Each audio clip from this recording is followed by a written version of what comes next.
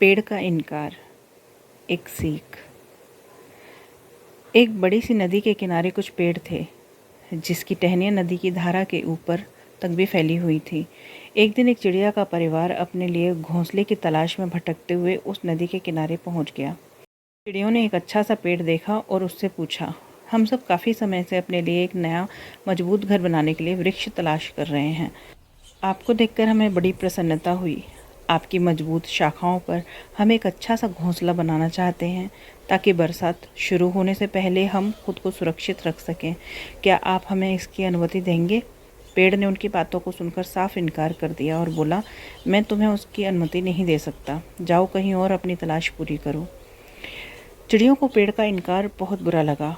वे उसे भला बुरा कहकर सामने ही एक दूसरे पेड़ के पास चली गईं। उस पेड़ से भी उन्होंने घोंसला बनाने की अनुमति मांगी। इस बार पेड़ आसानी से तैयार हो गया और उन्हें खुशी खुशी वहाँ रहने की अनुमति दे दी। चिड़ियों ने उस पेड़ की खूब प्रशंसा की और अपना घोंसला बनाकर वहाँ रहने लगी। समय बीता, बरसात का मौसम शुरू हो गया। इस बार की बारिश भयानक थी। नदियों में बाढ़ आ गई। नदी अपने तेज प्रवाह से मिट्टी काटते काटते और चौड़ी हो गई और एक दिन तो इतनी बारिश हुई कि नदी में बाढ़ सी आ गई। तमाम पेड़ पौधे अपनी जड़ों से उखड़कर नदी में बहने लगे और इन पेड़ों में वो वाला पेड़ भी शामिल था जिसने उस चिड़ियों को अपनी शाखा पर घोंसला बनाने की अनुमति नहीं दी थी। उसे जड़ों सहित उखड़कर नदी में बहता देख चिड़ियों का परिवार खुश हो गया, मानो कुदरत ने पेड़ से उनका बदला ले लिया हो। चिड़ियों ने पेड़ की तरफ उपेक्षा भरी नज़रों से देखा और कहा, एक समय जब हम तुम्हारे पास अपने लिए मदद मांगने आए थे तो तुमने साफ इनकार कर दिया था। अब देखो, तुम्हारे इसी स्वभाव के कारण तुम्हारी ये दशा हो गई है। इस पर उस पेड़ ने मुस्कुराते हुए उन चिड़ियों से कहा, मैं जानता था कि मेरी उम्र हो चली है और इस बरसात के मौसम में मेरी कमज़ोर पड़ चुकी जड़ें टिक नहीं पाएंगी और मात्र यही कारण था कि मैंने तुम्हें इनकार कर दिया था, क्योंकि मैं नहीं चाहता कि मेरी वजह से तुम्हारे ऊपर विपत्ति आए।